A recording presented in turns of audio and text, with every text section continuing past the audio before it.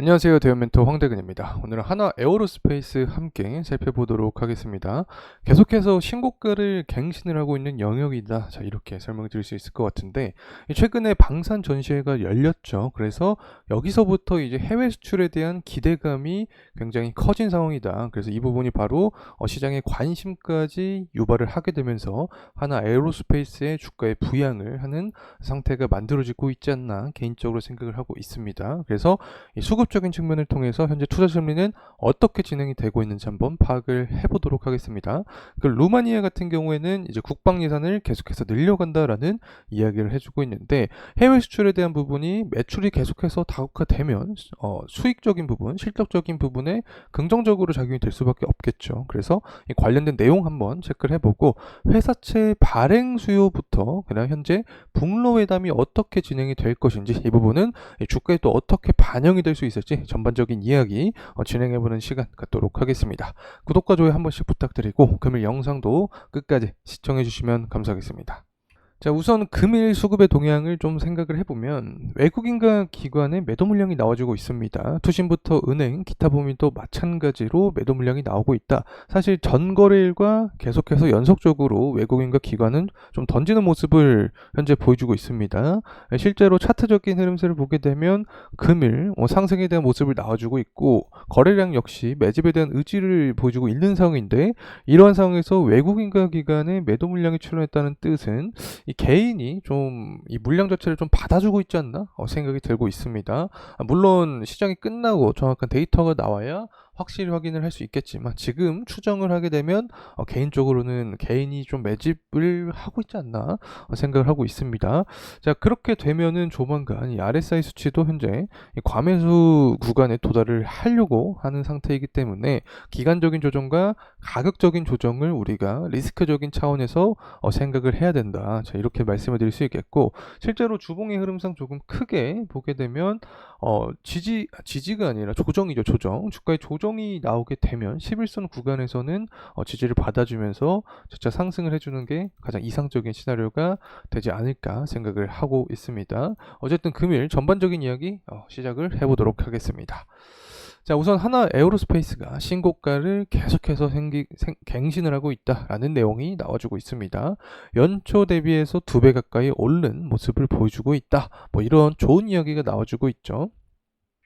일단 지정학적인 리스크가 부상이 되면서 방산주 대표 중에 여러 가지가 있죠. 현대 로템이나 LIG 넥슨, 그리고 하나 에어로스페이스, 전일의 하나 시스템이 고공행진하는 모습을 보여주고 있기 때문에 대표적인 방산주들의 순환매가 좀 돌고 있다. 자, 이렇게 해석을 할 수 있겠죠. 하나 에어로스페이스 같은 경우에는 루마니아 같이 동유럽 시장에서 조 단위의 방산 계약을 협상을 하고 있는 상황이기 때문에 해외 수출에 대한 기대감이 높아지면 높아질수록 하나 에어로스페이스 관련된 시장의 관심도는 증가할 가능성이 높다. 특히 K9 자주포가 제일 포인트로 작용이 될 수 있겠죠. 이 부분 다시 한번 말씀을 드리고, 이 루마니아 같은 경우에는 현재 GDP 제가 기억을 하기로 GDP 기준에서 한 2%까지 국방 예산을 원래 썼었는데 이제 2.5%까지 늘린다고 합니다. 굉장히 많이 늘어난 거죠. 국가적인 차원에서 봤을 때. 그래서 루마니아에서 어떤 수출에 대한 부분이 계속해서 가셔야되면 분명한 트리거로 작용이 될 수 있지 않을까 생각을 하고 있습니다. 그리고 유로 사토리에서 프랑스 파리에서 열리는 건데, 여기에서 이제 하나 에어로스페이스도 참여를 하면서 K9 앞서서 말씀드렸던 K9에 대한 무기 전시회도 열리고 있는 상황이기 때문에 관련된 기대감이 현재까지 유지가 되면서 금일 같은 좋은 모습세를 보여주고 있지 않나 생각을 하고 있습니다. 그리고 회사채는 사실 제가 지난 영상을 통해서도 말씀을 드렸는데, 수요가 굉장히 늘어났습니다. 올해 회사채 발행 시장의 첫 타자로 생각을 하면 하나 에어로스페이스를 뽑을 수 있을 것 같은데, 5개월 만에 시작된 회사채 이 시장에서도 흥행을 이어간 상황입니다. 투자은행이죠. IB라고 할 수 있겠는데, 이 업계에 따르면 하나 에어로스페이스가 이날 2천억을 모집하는 이 회사채 수요 예측에서 2조 이상입니다. 2조 2,750억을 주문을 받았습니다. 2년물도 그렇고 3년물도 5년물까지 모두 좋은 모습을 보여주었다. 자, 이런 이야기가 나와주고 있는 거고, 이 금액을 그러면 어디다 쓸 거냐? 일단은 2년물과 5년물은 선박용 수소 연료전지, 친환경이죠. ESS 패키징 생산 선비를 구축하는 시설 자금으로 쓰인다. 친환경 쪽에 쓰인다. 자, 이렇게 생각을 할 수 있을 것 같고, 3년물은 이제 채무 상환으로 쓰인다. 뭐 재무 구조 안전도를 위해서 사용하겠다라는 내용이 나와주고 있는 거죠. 어쨌든 이 수출 호조 그리고 국방 예산 확대 등으로 방산 업체에 대한 기관 투자자들의 선호가 굉장히 높아졌다. 그래서 올해 1월 회사채 발행에서도 목표액의 7배가 넘는 조단위 자금을 확보를 했기 때문에 전반적으로 좋은 이런 모습이 전망이 되고 있다는 점 말씀을 드립니다. 그리고 실제로 공시 한번 들어가서 좀 살펴보도록 하죠. 단일 판매 공급 계약을 내용을 좀 보게 되면 최근에 계약 건수가 좀 나와주긴 했습니다. 일단은 한국항공우주연구원이랑 계약을 했죠. 잘 보일지 모르겠는데 보게 되면 한국항공우주연구원이랑 계약을 최근 했고, 또 다른 내용은 이제 폴란드입니다. 폴란드랑 뭐 첨우에 관련된 계약을 했다. 그래서 24년 들어서도 끊임없이 이런 계약 건수가 나오고 있다는 점 때문에 제가 보여드리고 싶어서 가져왔고, 수주잔고 측면도 계속해서 우상향하는 모습을 보여주고 있습니다.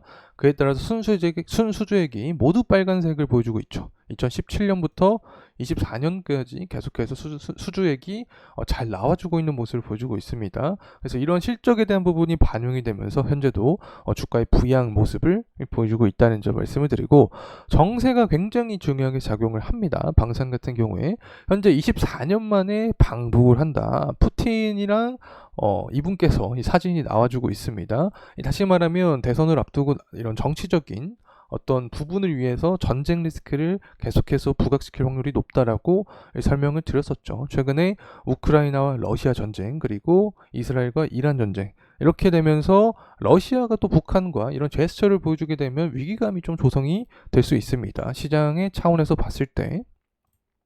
자, 그렇게 되면 북한이 한국을 또 도발을 할 수 있게 되는 거죠. 그렇게 되면 한국의 방산주에 대한 수요가 증가를 해주면서 하나 에어로스페이스도 주가의 상승 모멘텀을 받을 수 있게 된다. 자, 이렇게 말씀을 드릴 수 있겠고, 또 바이든하고 트럼프 관련된 이야기도 좀 진행을 해야 될 것 같습니다. 서로 뭐 다양한 이야기를 해주고 있습니다. 지지율을 높이기 위해서 이런 어떤 제스처를 펼치고 있다라고 생각이 드는 상황인데, 가장 효율적인 방법이 제가 뭐라고 했죠? 바로 전쟁이라고 했죠. 그래서 이스라엘, 이란, 그리고 우크라이나, 러시아, 그리고 중국과 미국, 그리고 방금 확인을 했던 북한과 러시아까지 계속해서 이런 정세적인 부분이 악화될 가능성이 높아진다. 그러면 환율 자체가 상승할 수 있게 되는 거죠. 원달러 환율이.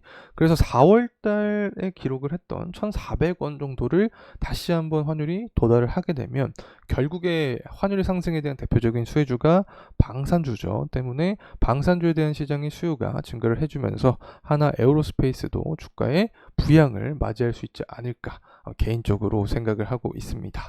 자, 그리고 나서 이제 가격적인 흐름세 다시 한번 살펴보도록 하겠습니다.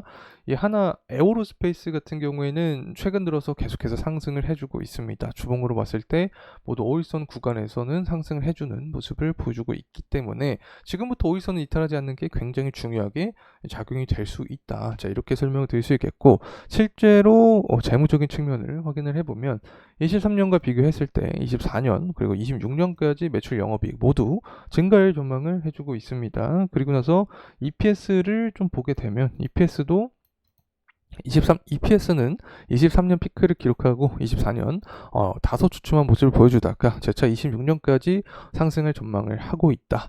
결국에는 어쨌든 기업이 성장을 할 것이다. 실적이 바탕이 되었을 것이다. 라는 부분이 시장의 어떤 통념이라고 볼 수 있겠죠. 때문에 주가 역시 좋은 모습을 보여주고 있다. 다만 리스크적인 차원을 우리가 생각을 할 수밖에 없다. 현재 구간은 단기 과매수 구간에 도달을 하고 있는 상태이고, 수급적인 측면을 보더라도 전일과 그리고 오늘이죠. 외국인과 기관의 매도 물량이 나와주고 있다. 하지만 이러한 상황에서 거래량을 봤을 때 매집에 대한 의지를 보여주고 있기 때문에 개인이 대부분 물량을 받고 있는 상황이 될 수도 있다는 점 참고로 말씀을 드립니다. 자, 이상으로 하나 에어로스페이스에 대한 영상 마무리하도록 하겠습니다. 금일 시간이 도움이 되셨다면 구독과 좋아요 부탁드리겠습니다. 감사합니다.